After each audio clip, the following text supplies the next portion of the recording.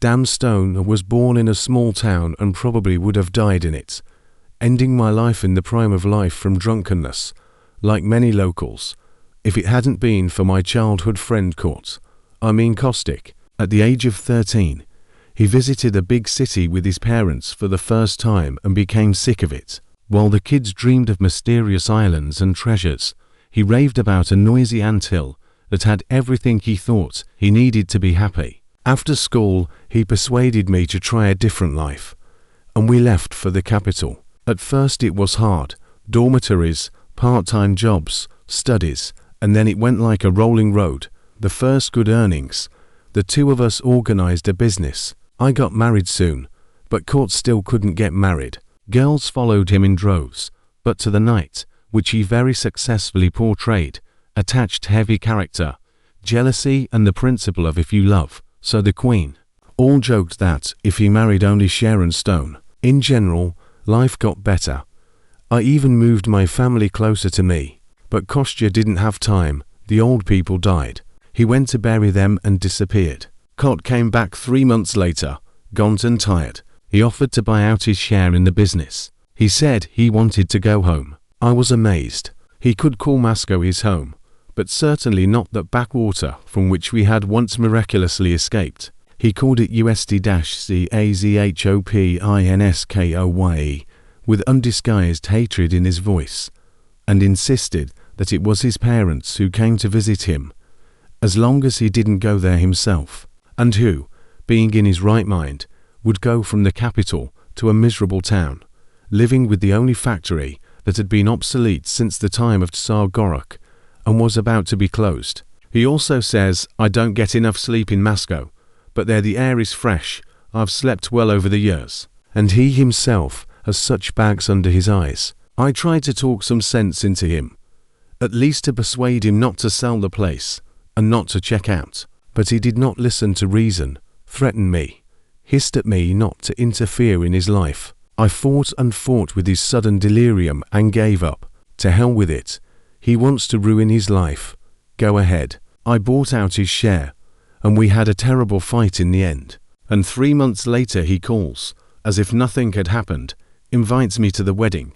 I, of course, agreed. I finally had a logical explanation for leaving, only that such a rational, cold-blooded and intelligent man so lost his head because of a woman. I don't know. Even if he did dig up Sharon Stone in the backwoods, and how damn right that digging up was. Pale, not ugly, but grey and inconspicuous, with liquid hair in a ponytail, overweight, short, afraid of everyone, speaks quietly and mostly nonsense, even less intelligent than beautiful. Almost Sharon Stone, yeah, and next to Kat, tall, charming, pleasant on the face, athletic build, always stylishly dressed, well-read and fond of history and archaeology. I was shocked, although I had one thought. Was it a one-night stand? I approached him at the wedding, while he was smoking on the back porch of a shabby restaurant. No, you wouldn't believe it. Kat looked up at me with a tired, one expression. I just can't do it without her. I know it sounds awful. I'm uncomfortable without her, almost to the point of physical pain. I guess it's not love. I don't know what it is. But sometimes you just have to not resist fate. The answer was more than strange, but I couldn't get anything more out of it. The days I stayed with them, he talked about everything but his wife. He shared his plans to renovate his parents' house, invited me to visit in the summer, and, yes, now he called back. He was clearly happy to ask me for news, interested in the affairs of the firm. But when I asked him to come back, at least for a while, he answered with a categorical no. More and more often called for a vacation. And at the end of June, he persuaded me to go. Things were getting worse since his departure. Dusty Moscow was pressing hot asphalt. To go to nature seemed such a good idea, especially since his wife and children had gone to her parents at the sea. Since that last meeting 6 months later, my friend looked clearly better, again smiling, satisfied, except that he did not rumble like a real cat. The flimsy hut of his parents turned into a 2-story solid cottage. When did he have time? The house, it must be said, stood at the very edge of the city, Beyond our street there was only a sharp slope down to the river and fields. Nobody ever built anything there. The soil was bad. We used to play down there when we were kids. It was deserted and creepy. People often drowned on that part of the river. Adults explained it by underground springs with icy water. A person fell into the water flow from the underground spring and his legs cramped up. And in winter everything was clear, thin ice. Everyone knew that the place was bad for bathing, but the river took 5 to 6 people a year. Among children, there were silly stories about evil ghosts dragging people to the bottom. The reason for the stories was good. On that bank, there were black remains of a burnt village. Evil ghosts from the village and the Devil's Stone were almost landmarks in our countryside. Our feet brought us to the latter on our first outing to the countryside. We just walked wherever we could and chatted. The Devil's Stone was a huge boulder on the river bank with incomprehensible signs carved on it. There were a lot of stories about it, mostly about pagan rituals, and, probably, they were not far from the truth. Several times we found on it dissected small animals and bird feathers. I don't know if it was a sacrifice or maybe someone just wanted to scare children away from a dangerous place. They said that, in exchange for something expensive, the stone could grant a wish. Nobody believed it, of course. I remember from childhood how Lenka, my classmate, buried her favorite doll nearby, crying and asking her parents to stop drinking.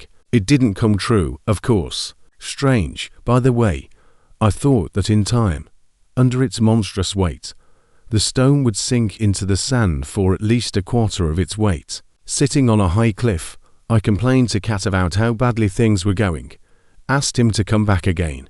He looked at the water in silence, and then a bad thought struck me. I stood up and, putting both hands on the boulder, loudly asked the universe for money to solve my problems. A lot of it, fast, and that nothing would be done to me for it. The cat was amused. He said he would think about it, since I had already decided to ask the devil for money. In the evening, sitting at home plum wine, he offered to help me with his savings, but my affairs were not so bad as to gut my friends' accounts, especially as there was no work in this hole. He supposed, apparently, to live on them, and I had a lingering hope that he would return to the capital. And suddenly I felt proud. Can't I do anything without him? Looking for a new topic of conversation, I looked around the kitchen, noting that it lacked a woman's hand. Everything was neat and clean. Cot was very meticulous in that respect, but it lacked something soulful, cozy, embroidery, for example. And there were no feminine things in the bathroom. I cautiously inquired, "How long have you and Svetka been separated?" "No, I didn't. She drowned in early May."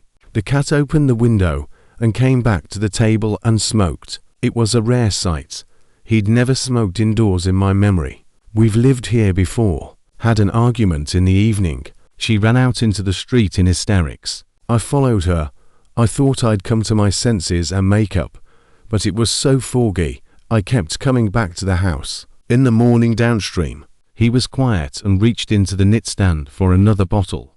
She was found, full, to soothe her nerves at night by bathing in cold water. I see her sometimes, though. I got a chill. He said it in his normal, everyday voice, like he was asking what time it was. I grinned and moved the bottle away from him. The cat appreciated the joke, laughed, and, lighting another cigarette, headed for the porch. The fog was thickening.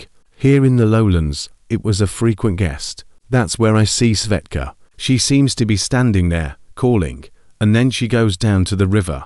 Believe it or not, I've wanted to leave 100 times, at least to the city centre, but I keep waiting for that stupid fog in the evenings. If only I'd found her then. There'd see. He waved his hand frantically toward the river, but I couldn't see anything. It was just a blur. And then the cat broke out of his seat and started to go there, not himself, and I barely had time to grab him and drag him almost by force into the house. Under the bright light of the kitchen chandelier he seemed to come to his senses, apologized and went to bed. A week and a half passed almost imperceptibly. A comfortable house, nature, fresh air, healthy food, and Kota was a mass entertainer. In general, I didn't want to return to Moscow, but I had to, and it would have been better not to return, but to get lost somewhere in the middle of nowhere. Everything was going wrong. Everything was falling apart, no matter what I took on, and my youngest daughter became seriously ill. Literally within a month, his whole life collapsed into debt. Creditors began to threaten. My wife was afraid to leave the house. He decided to sell the apartment, and then the news of Kat's death hit. I sat by the phone with a dumb expression and listened to something about inheritance. Will, I could not even imagine that it would ever happen. He was more family to me than all my relatives combined. I don't remember driving there, straight to the cemetery. He was even buried by his wife's relatives. I found out too late, talked to him about something, and, God, even standing at his grave, I desperately didn't want to believe it. It was all a blur. It turned out that he left me a house and a 2-room apartment in the city centre. I didn't even know about the latter. I guess he really wanted to get away from his hazy visions. I went to his house. It was getting dark, so I went straight to bed. In the night I woke up to a strange noise downstairs. I thought that thieves had gotten into the officially empty house. I was rather surprised that no one had gotten in yet. I grabbed the steel rod used to fix the curtains and went to the first floor.